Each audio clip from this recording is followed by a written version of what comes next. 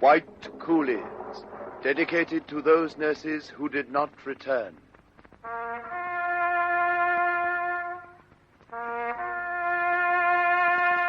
Sister Davis. Missing.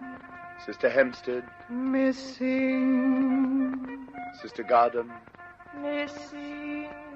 Sister Raymond. Missing. Sister Jeffery. Here.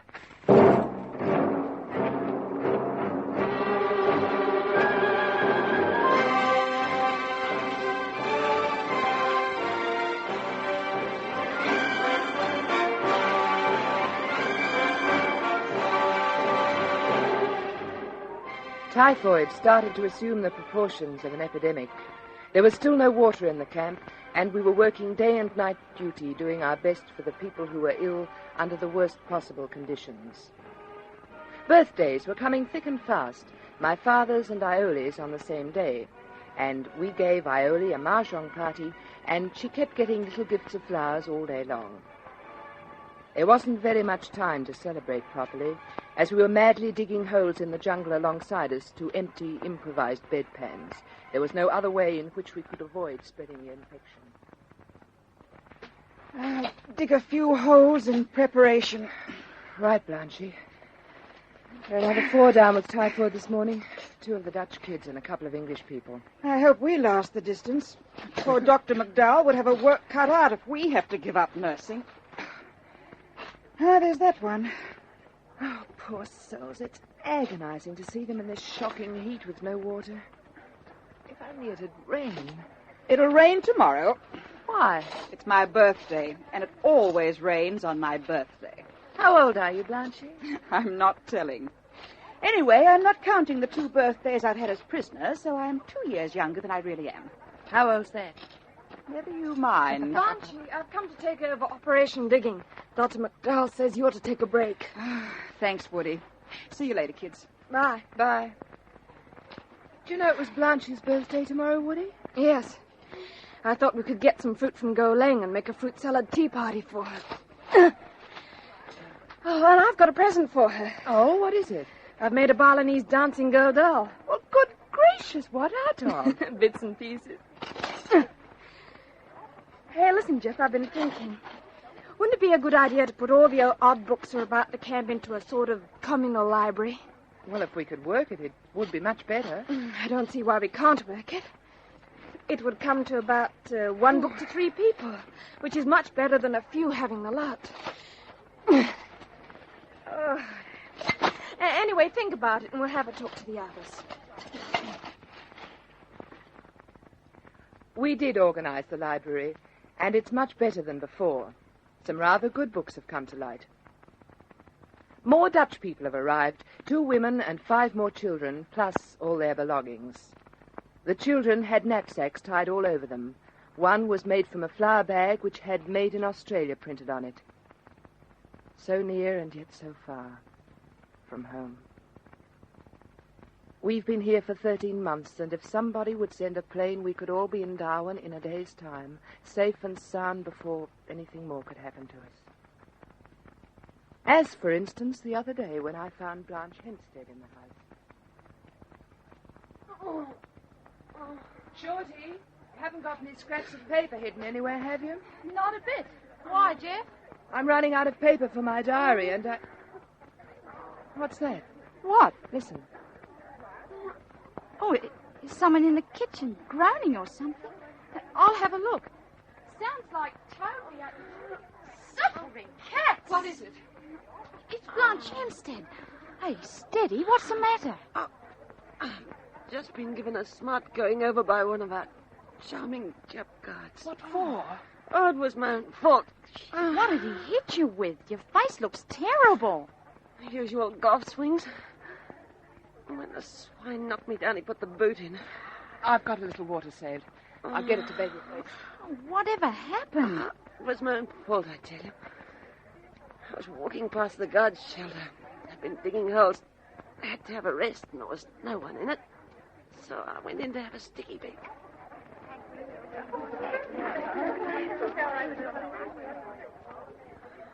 Gosh, it's so hot. I have to Bill, I just can't dig another hole.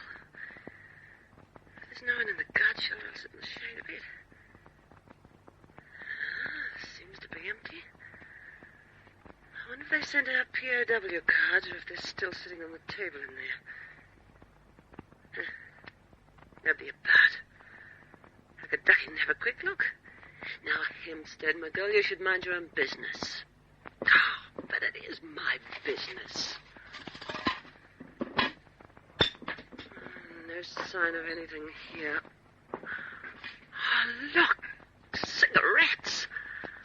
I wonder if they'd miss a couple. Come to that, I wonder if they'd miss the packet. There are only a few in it. Gosh, I'd love a cigarette, a real one. I'll risk it. What are you doing there? Nothing. You have no right in here, Strari. Show me your hands. All right. I was looking at these cigarettes. You're thieving, Strari pig. Oh, no, these are American cigarettes. They're probably in Red Cross parcels meant for us. You pinched them in the first place. Want to eat in this? Come on! Come on, skate there, you Strari Jimbuta! No good shouting at me like that. I can't understand a word you're saying. Perhaps you understand this and this.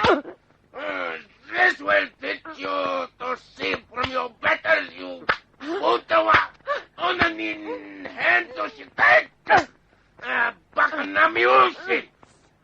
Not the one bet you can say this.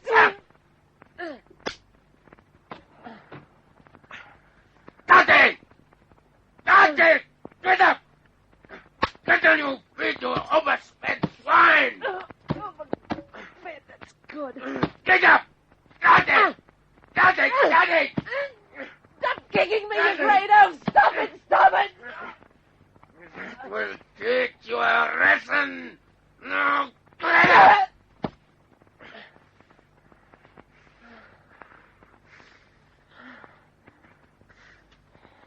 Here are your cigarettes back.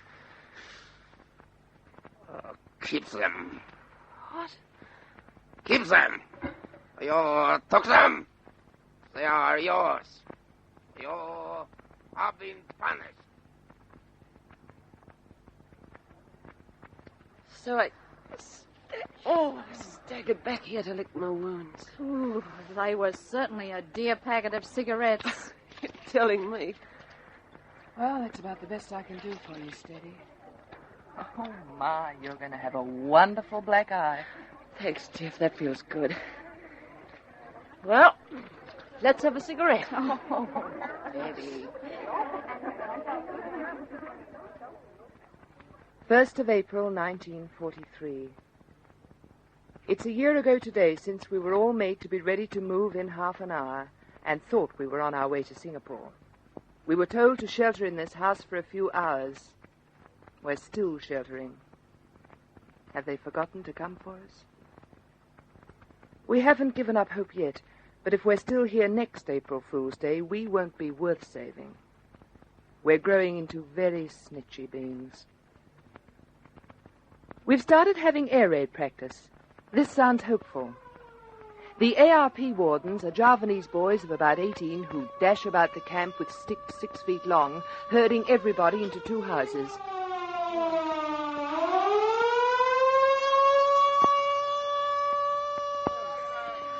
Oh, sister.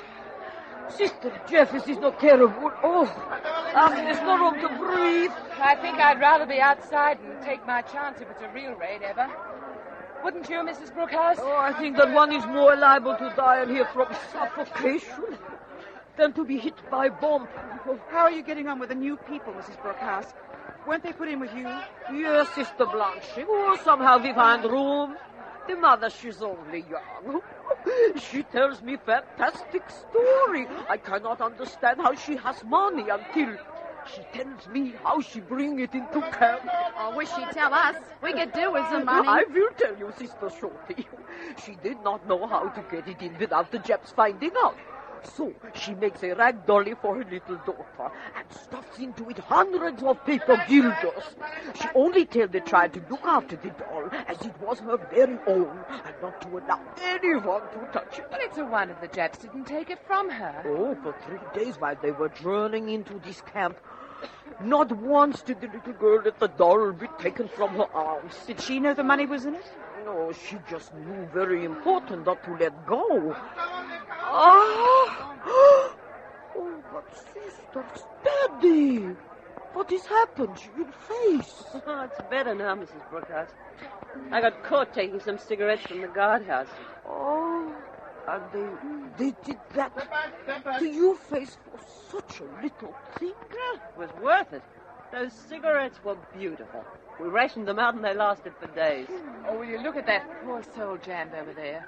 Try to hold that kitty up in the air. Yeah, 2 or 3 have fainted over there. They're just being held up by the crowd. If we're here much longer, I'll faint. Oh, gee, it's stifling. Sometimes I feel if I don't get one lung full of really fresh air, I'll die. Oh, if only they would turn the water on again. It would make so much easier. But it seems such a long way to carry water from the guardhouse for cooking, the bathroom, washing, and even for the toilet. The only time we get even moderately clean is when it rains. It doesn't look as if it's ever going to rain again. For heaven's sake, how much longer are they going to keep us in here?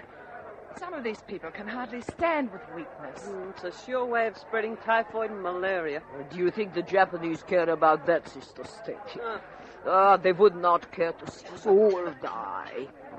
They could stop this outbreak by a few medical supplies. Could they not? Oh, they could certainly help to hold it and ease the suffering if they could give us something to work with.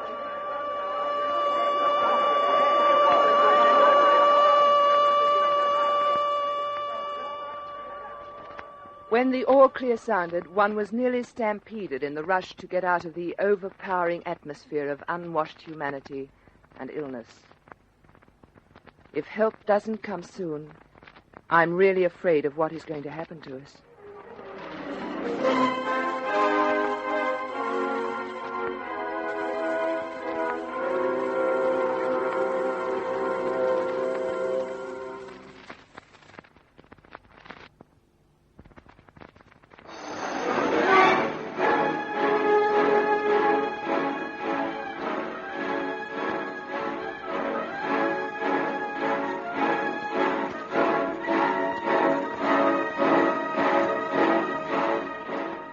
There's still no water in the camp, and we're only allowed to go out and get it from the guardhouse outside the entrance when the guard gives us permission.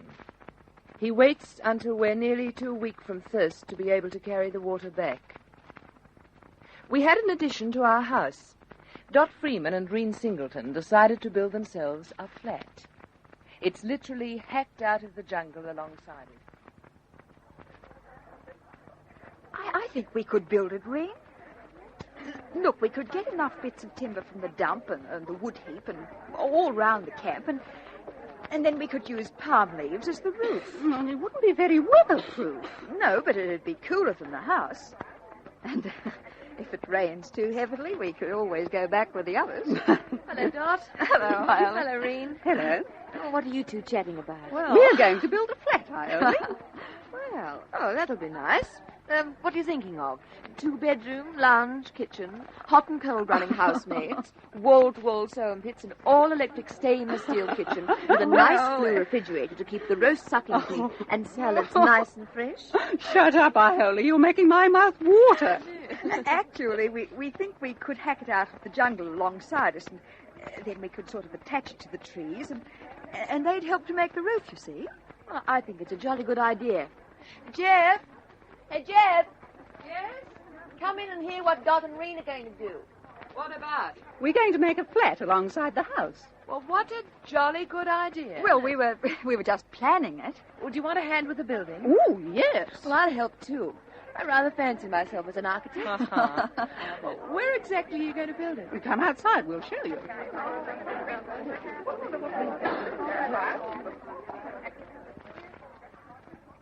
We thought about here. Bit narrow there, isn't it? There's nothing we can do about that, Jeff. See, there's the barbed wire barrier. Now, I wonder... Oh, watch it. There's something stirring in the great brain. What are you cooking up, Jeff? Unless she's thinking of moving the barbed wire or the house, there's nothing we can do. Well, as a matter of fact, that's just what I was thinking of doing. What? Moving the house? No, moving the barbed wire. Oh, Jeff, we couldn't. Yes, we could. Just a few feet. It'd make all the difference. We could get some stakes and sort of lever it up. Look, it's quite loose here. Well, I'm game if you are. What about you, Doc? Well, I don't suppose anything terrible could happen. We could only be hauled over the coals, and it's 10 to 1. The nips will never notice. Come on, let's get to work. The flat was a great success. Dot found a table and an old sink in the cemetery with which they furnished the place, and now every Thursday 7 of us gather there and have what we call a discussion group. 5 Australians and 2 Dutch girls. One of the Dutch lasses, Helen Collin, has been working overtime as she can get to the Dutch literature in the camp, and she translates it for us. They tell us about Holland, the Netherlands East Indies, and we tell them about Australia. We have geography, general knowledge quizzes, and long discussions on anything we don't agree on. This is all to keep our brains from rusting, and it really has a good effect on us. We've been having axe trouble lately. The poor thing is so old and blunt that it's nearly impossible to cut the great tree trunks that the Japs bring in for us as firewood. Oh, look at them. Wouldn't you think that they could put it by one of the wood heaps instead of dumping it all there for us to sort out? Oh, I don't mind sorting it out. In fact, I don't mind much what I do. Gives you something to think about. Huh. I've only got to look at that load of logs to have an aching back to think about. Oh, Jeff, look at it. Yes. Burnt black as your hat, and look at the length of it. It's like the mast of ships.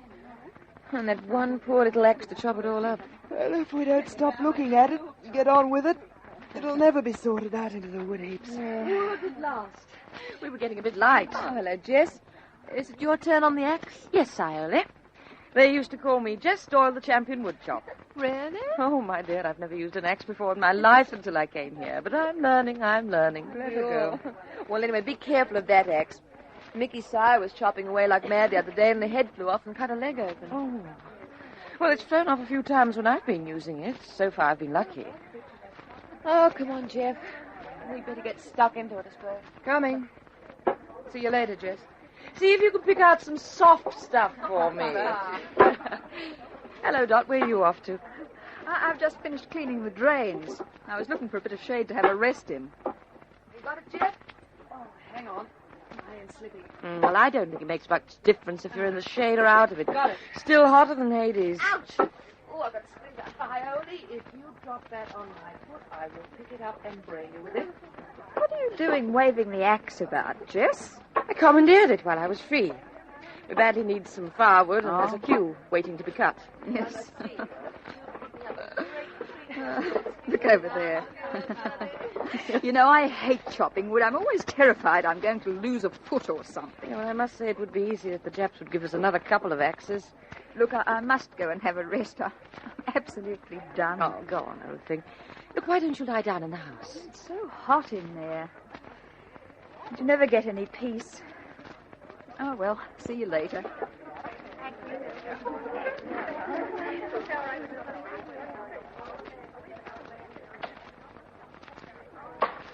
Oh, there. Oh, that's the last bit. Well, I think we're pretty good lumberjacks, Jeff. Oh, I'm exhausted. Me too. Let's sit here and watch the others work for a while. Oh, it's good in the shade. You kids! Picked out the hardest, most burn-out horrors of tree trunks. Oh, it won't stick at all. Full of knots. You keep right on, Jess. You're doing a very good job. That is a naughty-looking bit. She should have started on the bit that looked like a mast. Oh, it's just as tough. It's teak or Oregon or something. Can you reach that grass? Yeah. Give me a bit to swat the flies. Here. Thanks. Oh, cut, curse you. Poor old Jess. It doesn't matter much which side of the axe you use. We're cutting bits as blunt as the back of it. Oh, you brute. This darn stuff's so springy. Try standing on it like they do at the show. I tried that. Doesn't seem to work. Well, I'll get it this time. Oh, good Lord. Quick. The axe head's flown off. We'll hit her on the head. Jess! Jess, you all right? She's out like a light. Here, straighten her out a bit. Yeah. Let's have a look at her head. Oh, help. It's laid her scalp open. Ioli, nip over and get a couple of the others. We'll have to carry her to the house. Right. Hey, Dot, Breen, hey, kids. Come and help quick. Jess has had an accident with the axe. We got Jess to the house and did what we could for the horrible-looking wound in her head. And waited for her to come round. Is she conscious yet? No. These blasted Japs. They'll have to do something about bringing in cut wood, or providing someone to cut it, or a new axe or something. She might have been killed. Oh, we've been asking and asking for a new axe. They just don't take any notice. Oh, she's coming to. Hello, old thing. Are you back with us? Oh. What hit me? The Eiffel Tower? No, just a Japanese axe. Oh, yes, I was chopping wood. Well, next time it might be safer to chew it up. Father and mother of a headache. No wonder. I should think you've got concussion. Oh, well, then I shall lie back for days and be waited on and enjoy it. Oh, no. We only think you've got concussion. So don't start swinging the lead. And don't start feeling your head. Yeah. Did slice it open, didn't it? Well, you stay there and we'll put a mosquito net over you to keep the flies away. Nothing much else we can do for you. You just have to rest. Oh. What I'd give for a headache powder and a long glass of iced water. You just lie back under Rule Britannia and we'll run off and get you an ice pack. Come away, Reen. Oh, God, you're a heartless monster.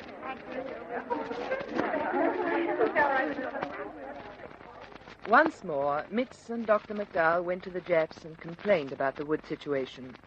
And once more, nothing was done about it. Until a few weeks later. Girls, have you heard the news? No? What's happened? You'll have to listen, kids. This is really a break. What's happened, Doc? Oh. Chow. Look, if you can drag yourselves away from Mahjong for a minute, I'll tell you. Fancy chowing, Ioli. You ought to be ashamed. Jeff, the men in the jail have asked the Japs if they can cut our wood. Oh, how wonderful, Don. When do they start? I think the next load will come in already cut. You hear that? How do you like We that? won't have to struggle anymore and cut our legs and heads to bits. Oh, what a wonderful break. It was a tremendous relief to know we didn't have to face the heavy labor of cutting wood, when really we were getting too weak to swing an axe.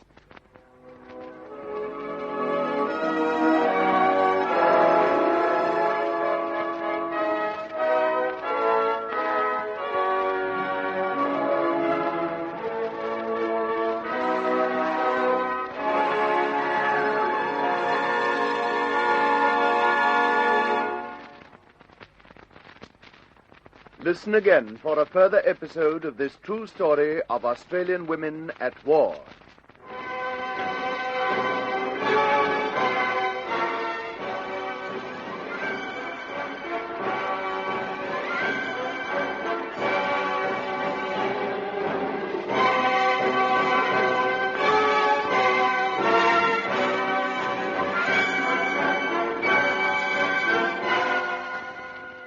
White Coolies is based on the diary written secretly in a Japanese prison camp by Sister Betty Jeffery, especially adapted for radio by Gwen Friend and produced by Fifi Banvard for Australasian Radio Production.